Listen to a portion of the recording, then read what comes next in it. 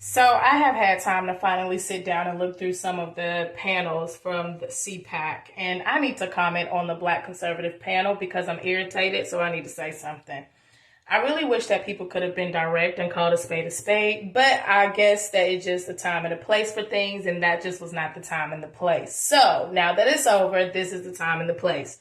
That panel discussion should have been the opportunity to shine light on Black conservatism, give people more of an insight to why a lot more Black people are coming over to the conservative party, shining light on the values, the morals, and the things that we believe. However, that panel was a jump on Candace Owens panel, even though folks didn't say her name.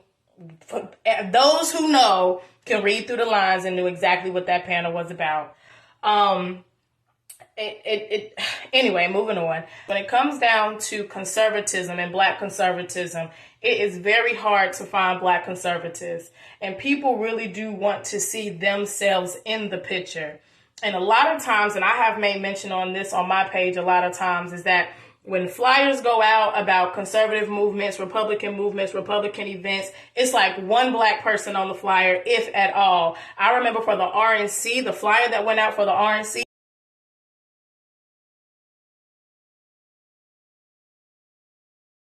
so when it comes down to people not being able to see themselves, not even people, Black people, seeing themselves in the conservative and the Republican Party, there has to be something done about that. And I am in agreement with Shamika. She used an amazing, excellent analogy when she said that all Black people are not the same. And she used the example of Fresh Prince of Bel-Air. And she said that if Carlton and Will Smith were both conservatives, you cannot send Carlton to West Philly and try to relate to the people that's in West Philly. And I completely agree. However, what we're not going to do is act like Carlton ain't shit, because Will can't go and deliver at Bel-Air Prep and be received. They going to think that he ratchet and ghetto, and that's going to fall on deaf ears as well. A lot of them kept saying is that it's not so much the message, but it is the messenger. At the end of the day, it's really not about the messenger all the time.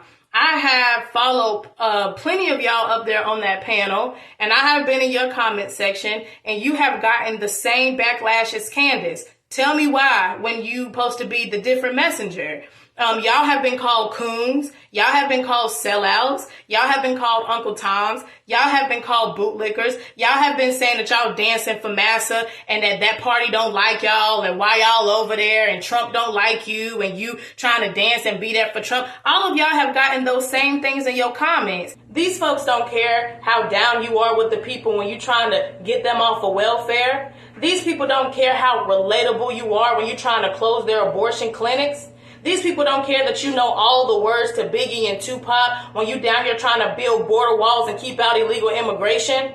These people don't care that you wear natural hair when you're down here trying to enforce law and order and they're trying to talk about some defund the police. It's not always about the message or the messenger or even being included. I am so freaking tired of Black people saying, we're not included. They didn't include us.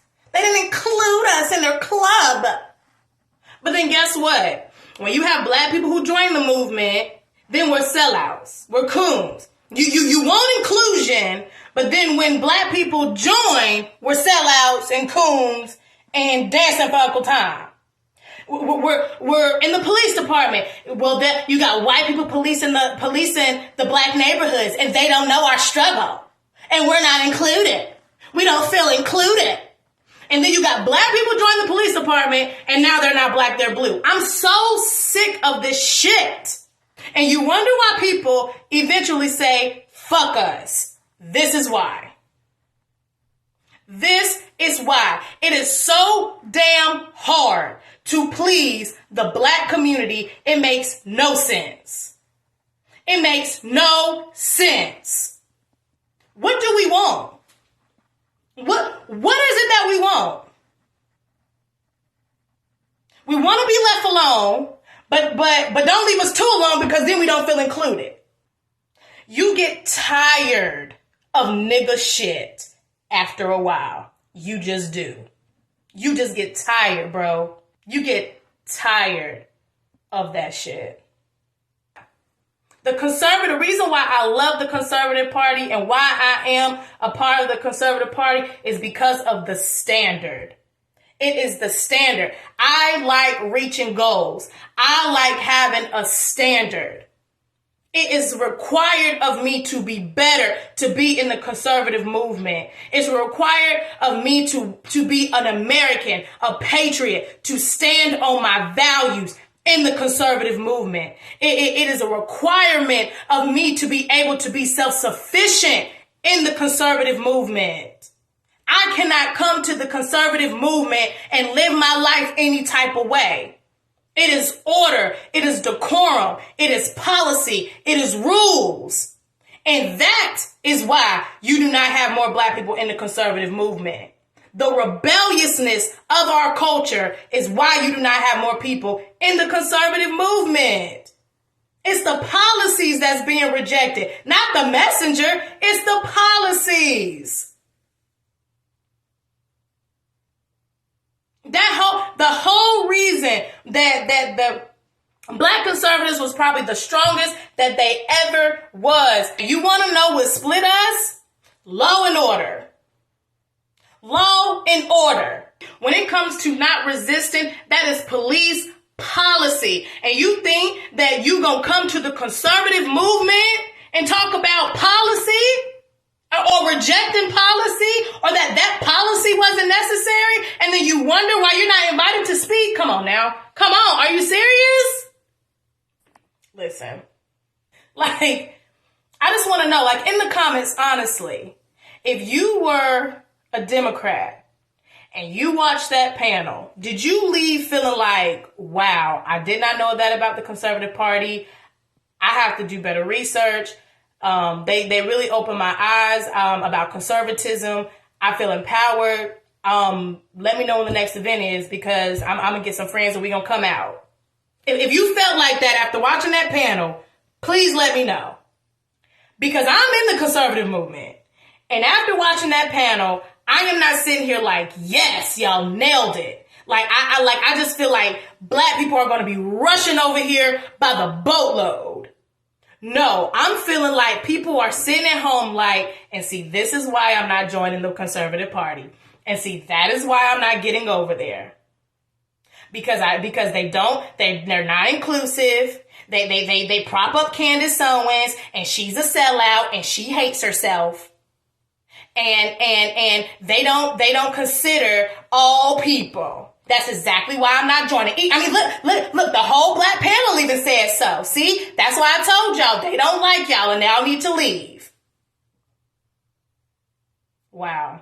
I'm just, they got up there and said that the message that they wanted to convey was how the conservative party failed and lost an election.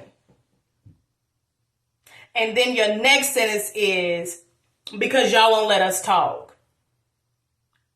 Do you think it might got something to do with the fact that you said because conservatives are failures and they're the reason why they lost the election?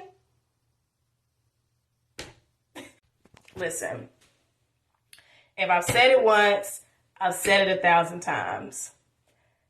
The black culture is going to be extinct very soon.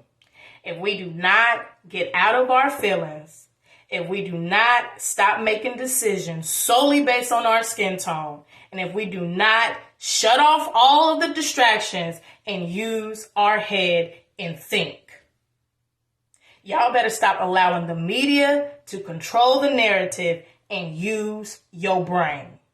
Time is ticking. Wake the fuck up.